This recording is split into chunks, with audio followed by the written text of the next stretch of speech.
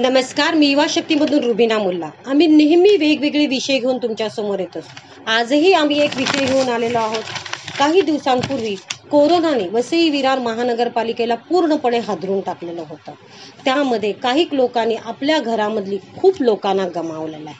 त्याच्यात फक्त 2च लोकांचा फायदा झाला आणि ती वसई विरार महानगरपालिका आहे आणि दवाखाने आहेत.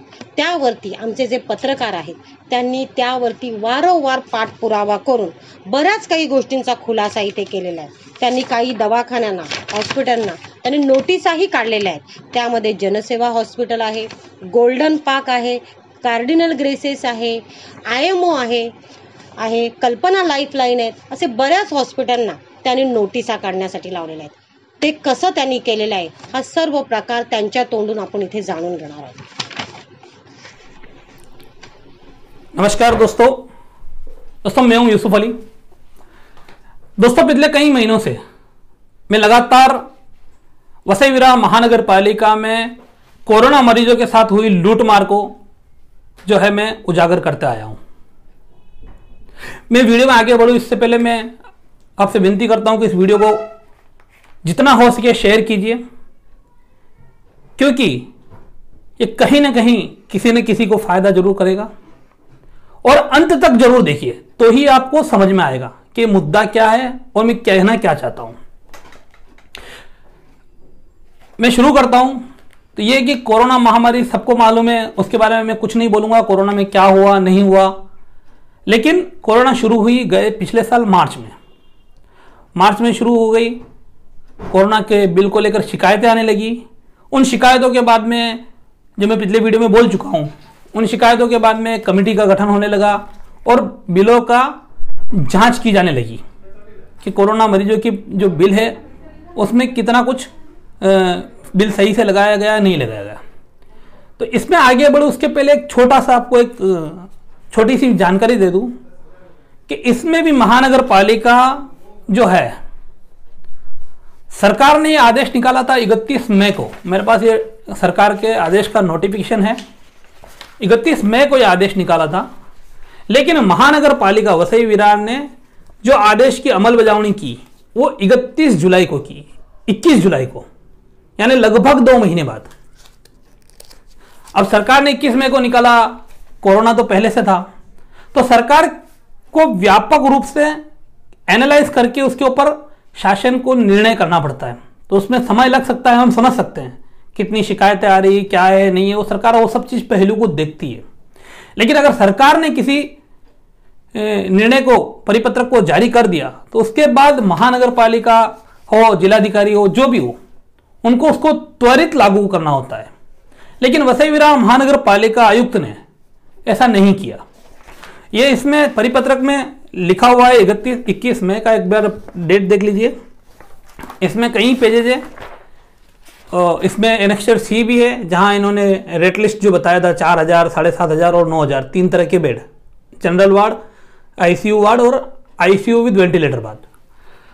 इसमें ये सरकार ने जो नोटिफिकेशन निकाला 21 मई को, तो इसमें ये साफ शब्दों में अंग्रेजी में लिखा हुआ है, this notification shall come in effect immediately and would remain in operation till 31 अगस्त 2020.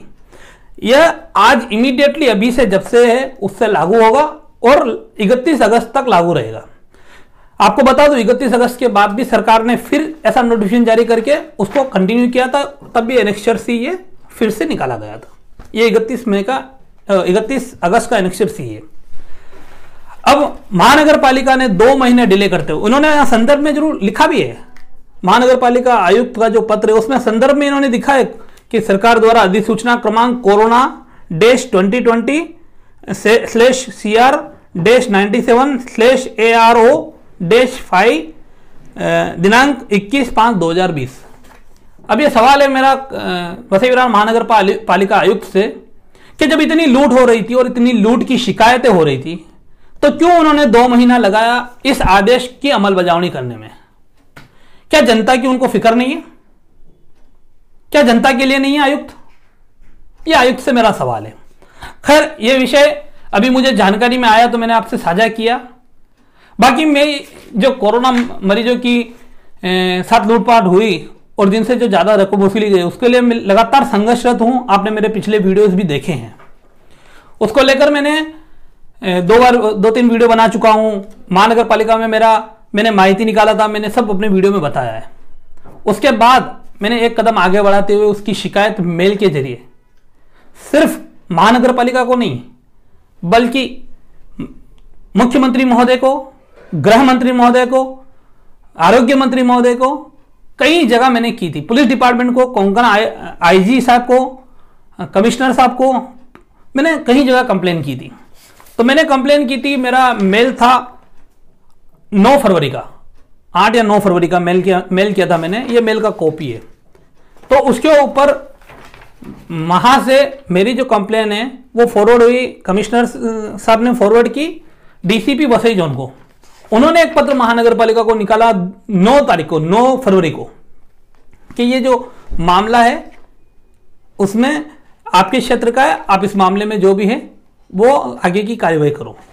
तब भी महानगर पालिका ने कुछ एक्शन लिया नहीं, लेकिन जैसा कि मेरा फॉलोअप कंटिन्यू चालू है, मैंने फॉलोअप किया तो आखिरकार 23 फरवरी को 13 दिन बाद महानगर पालिका ने एक पत्र सभी अस्पतालों को लिखा जो मेरे हाथ में है। यह पत्र लिखते हुए महानगर पालिका ने सभी अस्पतालों को एक फॉर्मेट दिया। इस फॉर्मेट में उनसे जानकारी मांगी कि कोरोना मरीज आपके यहाँ कितने थे, मरीज के नाम, उनके दाखिल होने की तारीख, डिस्चार्ज होने की तारीख, मूल बिल जो मेन बिल हुआ था वो, कमी के लिए कपात के लिए असलियत रकम जितना महानगर पालिका ने कम किया था वो, और अंतिम रकम, ऐसा उन्होंने ये मांगा था डिटेल। लेकिन अस्पताल जो है कोरोना, मैं तो ऐसा कहूँगा कोरोना लूटपाट केंद्र, उन्होंने इन 16 अस्पतालों की ये लिस्ट है। इसमें से एक अस्पताल को छोड़कर किसी अस्पताल ने महानगर पालिका के इस पत्र का जवाब नहीं दिया। 1 महीने में एक अस्पताल ने जवाब दिया तो उसने ये बोला कि हमारे यहाँ कोरोना कोई पेशेंट हमने भर्ती किया ही नहीं था, इसके लिए हमारे पास माहिती उपलब्ध नहीं है। अगर उन्होंने कोरोना पेशेंट भर्ती नहीं किया था तो वो विषय अलग हो गया। फिर मैंने पूछा कि क्या हो गया, 23 तारीख को आपने पत्र भेजा है, 20 दिन से ज़्यादा हो गए, क्या जवाब आया? नहीं आया। तो महानगर पालिका ने फिर 17 तारीख को एक नोटिस निकाला। यह नोटिस का मेरे हाथ में प्रत है। इन्हीं 16 अस्पतालों को नोटिस निकाला है। इस नोटिस में महानगर पालिका ने 16 अस्पतालों के नाम लिखे हैं और नीचे विषय में लिखा है आपके अस्पताल में, ये मराठी में, मैं आपको हिंदी में बता रहा हूं, आपके अस्पताल में कोविड-19 अंतर्गत दाखिल हुए मरीजों का दैनिक अहवाल मिलने बाबत। फिर उसमें संदर्भ में यह जो पत्र दिखाया था आपको, इस पत्र का संदर्भ लिखा उन्होंने कि ये तारीख को हमने आपको पत्र भेजा था। फिर उसमें लिखा है 3 उसमें अधिनियम, Bombay nursing home act, Mumbai सुश्रूषा गृह अधिनियम और 7 रोग अधिनियम, इन 3 अधिनियम का हवाला देते हुए महानगर पालिका ने लिखा है कि आपसे माहिती मांगी गई थी। मैं हिंदी में पढ़ को आपको सुना रहा हूं जो आप स्क्रीन पे देख पाएंगे। महानगर पालिका ने इनसे मांगा है कि शासन, आपसे हमने माहिती मांगी थी कोविड-19 के संदर्भ में मार्च 2020 से अब तक, वो आपने नहीं दिए। इस कारण शासन को और पुलिस विभाग, पुलिस आयुक्त परिमंडल 2 को हम माहिती दे नहीं पा रहे हैं। तो फिर इन तीनों जो कानून अभी मैंने एक्ट बताया, इनका उल्लेख करके ये लिखा हुआ है नीचे। फिर सवाल उनसे किया हुआ है कि आप बताइए कि आप पर कार्यवाही क्यों नहीं की जाए, का कार्यवाही करना येऊ नए। अस्पतालों से ही महानगर पालिका ने नोटिस देके पूछा है। और फिर इनको नीचे एक लाइन में लिखा हुआ है, यहाँ लेखी खुलासा त्वरित या कार्यालय सादर करा। एक खुलासा इन कार्यालय में मांगा है। तो इस नोटिस के बाद में अब उम्मीद है कि शायद ये अस्पताल जो है कुछ जवाब दे दे, और अगर नहीं भी देते हैं अस्पताल, क्योंकि मुझे जहां तक लगता है अस्पताल जवाब नहीं देने वाले, क्योंकि वो जवाब देंगे तो वो फॉल्ट में है। मैंने इससे पहले निकाला है, मैंने जो पहला वीडियो बनाया था उसमें बताया था मैंने कि 52 लाख का रिफंड था वसई आई प्रभाग में।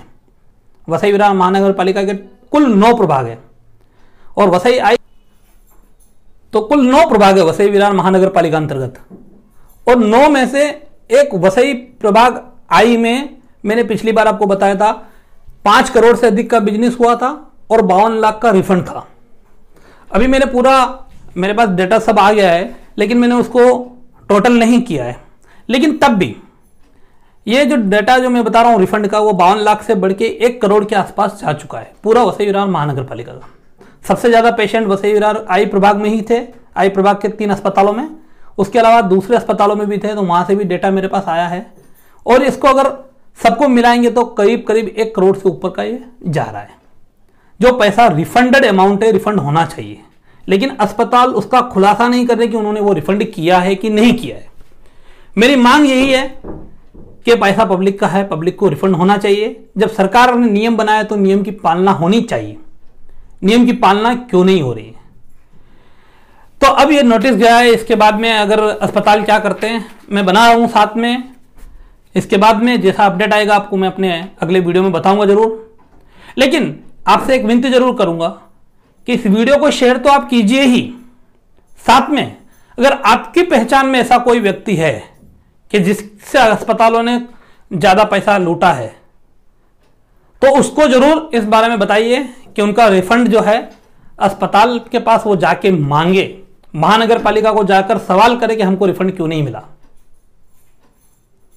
मामले में तेजी जरूर आएगी, आपका पैसा आपको रिफंड मिलेगा। आज के लिए बस इतना ही। बने रहिए हमारे साथ, और इस तरह के खुलासे आगे भी मैं करता रहूंगा। जनता के भले के लिए मेरा जो ड्यूटी है मैं करता रहूंगा। लेकिन आप इतना जरूर कीजिए कि वीडियो को शेयर कीजिए ताकि ज्यादा से ज्यादा लोगों की पहुंच में जाए। धन्यवाद।